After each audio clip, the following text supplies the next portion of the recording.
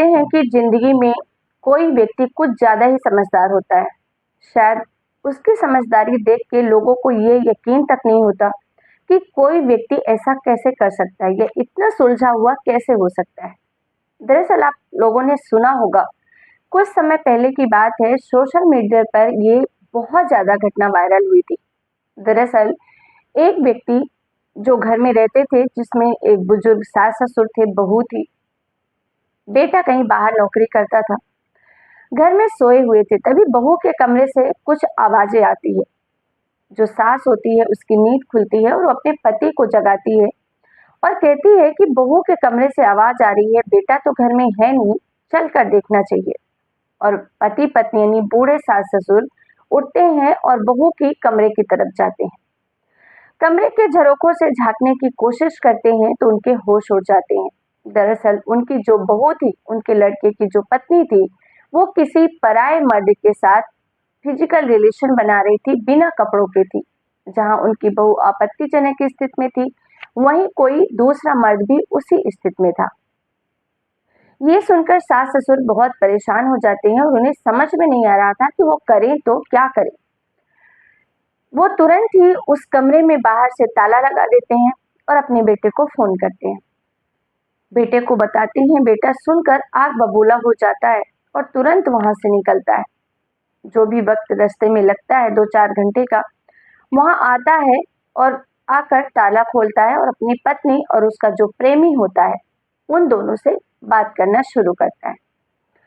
वो अपनी पत्नी से कहता है कि 2018 में हमारी हंसी खुशी तुम्हारी मर्जी से शादी हुई थी, हमारे 2 छोटे बच्चे हैं, उसके बाद भी तुम्हें ये सब करने की क्या जरूरत है, क्या कमी रह गई थी। तो पत्नी कहती है, ये हमारी आज की बात नहीं है, दरअसल हम दोनों शादी के पहले से एक दूसरे से प्यार करते थे। इसी बीच हमारी शादी हो गई और हम लोग एक दूसरे से अलग रहकर नहीं रह पाए। और ये आज की बात नहीं है, शादी के बाद से, जब से हमारी शादी हुए उसके बाद से भी हम इसी तरीके से मिलते आ रहे हैं और एक दूसरे के साथ फिजिकल रिलेशन भी बनाते आ रहे हैं, क्योंकि हम दोनों एक दूसरे से अलग होकर नहीं रह सकते और बहुत प्यार करते हैं। दूल्हे को गुस्सा, लड़के को जो होता है पति, उसको गुस्सा तो बहुत आता है, लेकिन वो कुछ देर इत्मीनान से बैठता है और ठंडे दिमाग से सोचता है और वो डिसाइड करता है। गांव के मुखिया को बुलाता है, कुछ और बड़े लोगों को बुलाता है और सबसे कहता है कि मुझे मेरी पत्नी की शादी करवानी है। सभी लोग हैरान हो जाते हैं कि ये पागल हो गया है क्या। वो बोलता है, नहीं साहब, मेरी पत्नी किसी दूसरे से प्यार करती है और मैं नहीं चाहता कि उसकी इस चाल चलन की वजह से मेरे बच्चों की परवरिश खराब हो या उसकी जिंदगी खराब हो या मेरी खुद की जिंदगी खराब हो। और इसीलिए मैंने फैसला किया है कि मेरी पत्नी की उसके प्रेमी के साथ मंदिर में आप शादी करवा दीजिए। दोनों बच्चों की जिम्मेदारी मैं खुद उठाऊंगा और मेरी जो आगे की जिंदगी कैसे काटनी है ये मैं देख लूंगा, लेकिन मैं किसी भी तरीके का कोई हादसा हो मेरे परिवार में, और मैं ये बिल्कुल भी नहीं चाहता और ना ही मैं ऐसी पत्नी के साथ रहना चाहता हूँ। दरअसल ये सोचकर ये जब घटना वायरल हुई थी, क्योंकि गांव के लोगों ने उसकी शादी का वीडियो बनाकर सोशल मीडिया पे वायरल कर दिया था और सभी लोग उस पति की बहुत वाहवाही भी कर रहे थे और उसकी तारीफ कर रहे थे कि आखिर कोई पति इतना बड़ा कदम कैसे उठा सकता है। लेकिन वही एक दूसरा इंसान है जो एक मामूली सी बात के लिए 3 लोगों की हत्या कर देता है।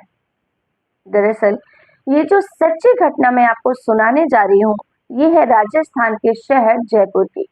दरअसल 19 नवंबर 2023 की शाम के लगभग 6-7 बजे का समय था। वहां पर कुछ और लोग रहते थे, उनको उस घर से काफी दुर्गंध आ रही थी।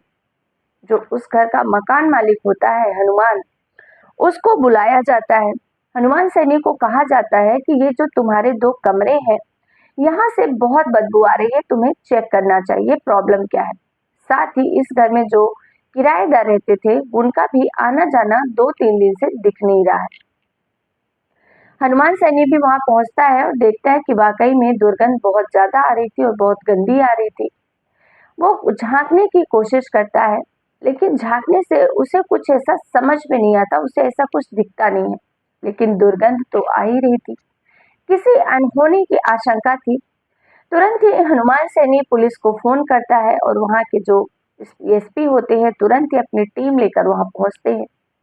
दोनों कमरों में बाहर से ताला लगा हुआ था।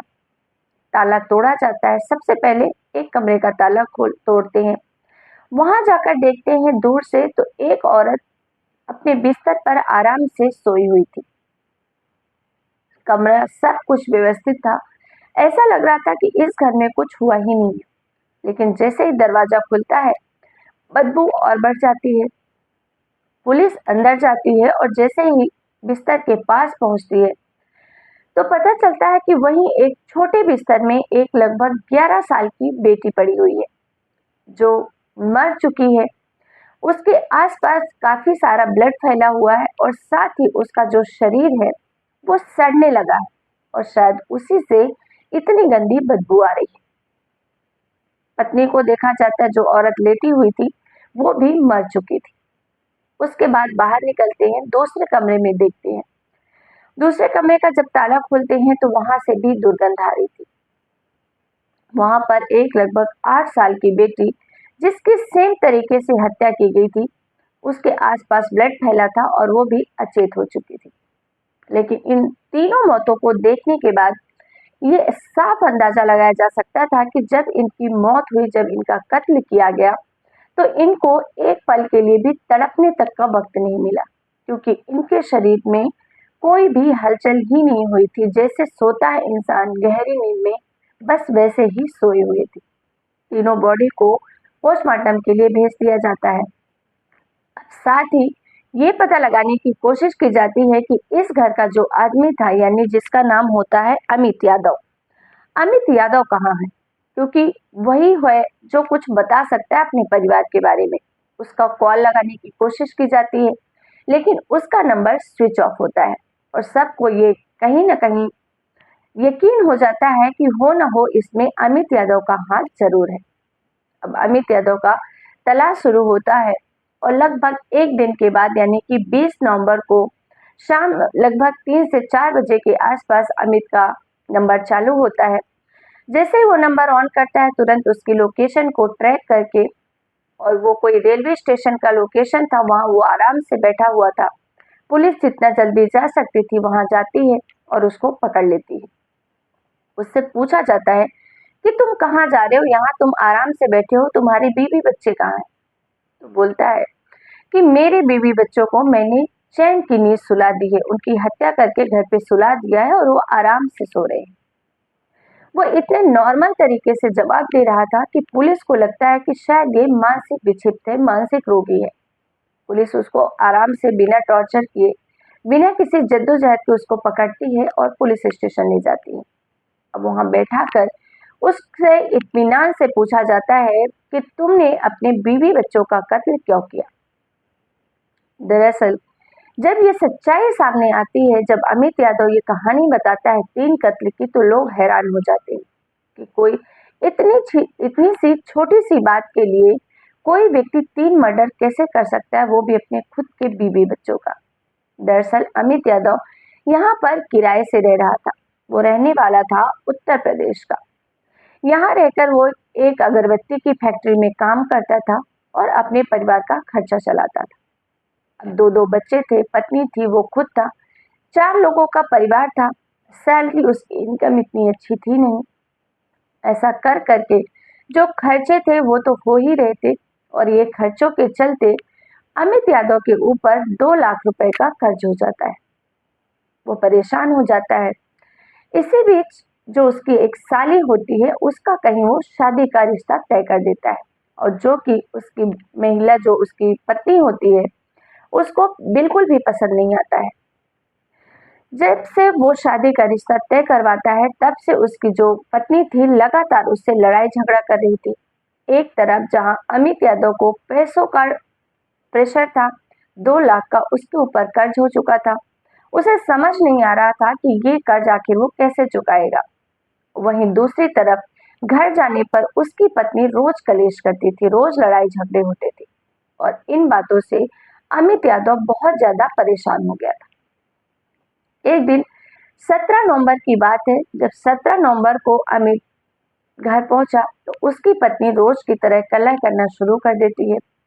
घर में लड़ाई झगड़े हो जाते हैं और तभी वो अपनी पत्नी को एक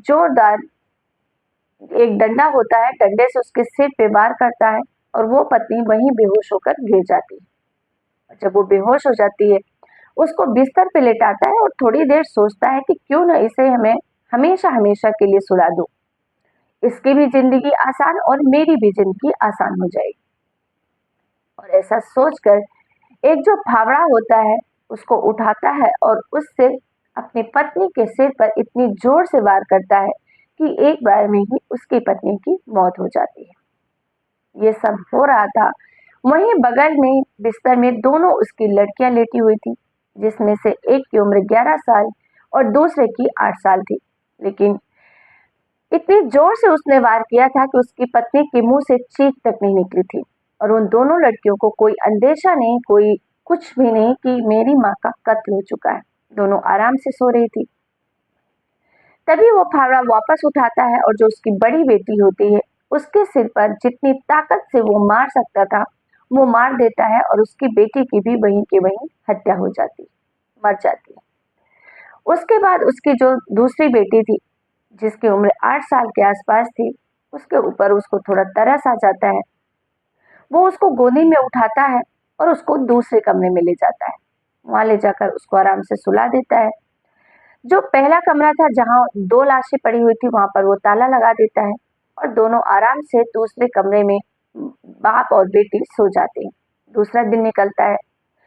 दूसरा दिन निकलने के बाद उसको नहलाता धुलाता है, उसको तैयार करता है और बोलता है चलो बेटी बाहर से कुछ खाकर आते हैं, घूम फिर के आते हैं। अपनी बेटी को लेकर वो बाहर निकल जाता है। हालांकि इस दौरान बेटी पूछती भी है कि दीदी और मम्मी कहाँ हैं, तो कहता है कि वो लोग किसी काम से कहीं गए हुए।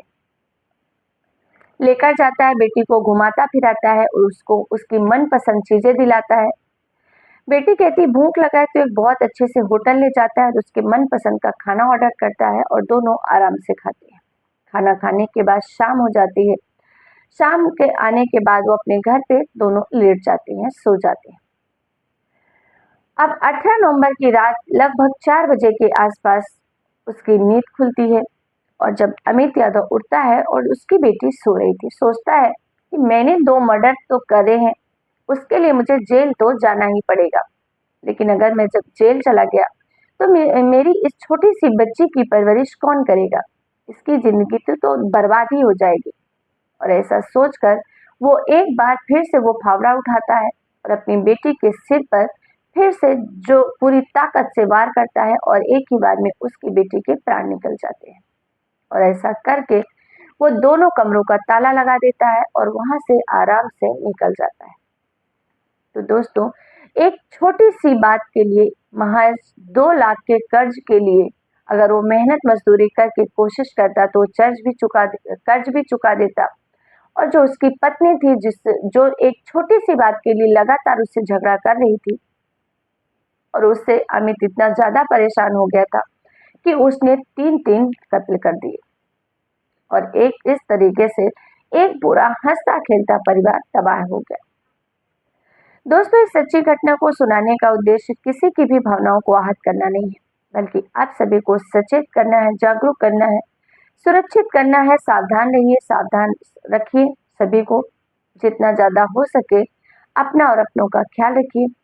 और लास्ट में एक ही बात, बुरा समय अच्छा समय एक सा नहीं रहता। लाइफ में उतार चढ़ाव हर किसी की जिंदगी में आते हैं, लेकिन कभी भी उनसे हालातों से हार कर कोई भी गलत कदम ना उठाएं। फिर मिलेंगे एक नई सच्ची क्राइम घटना के साथ। तब तक के लिए आप सबका बहुत बहुत धन्यवाद। जय हिंद, जय भारत।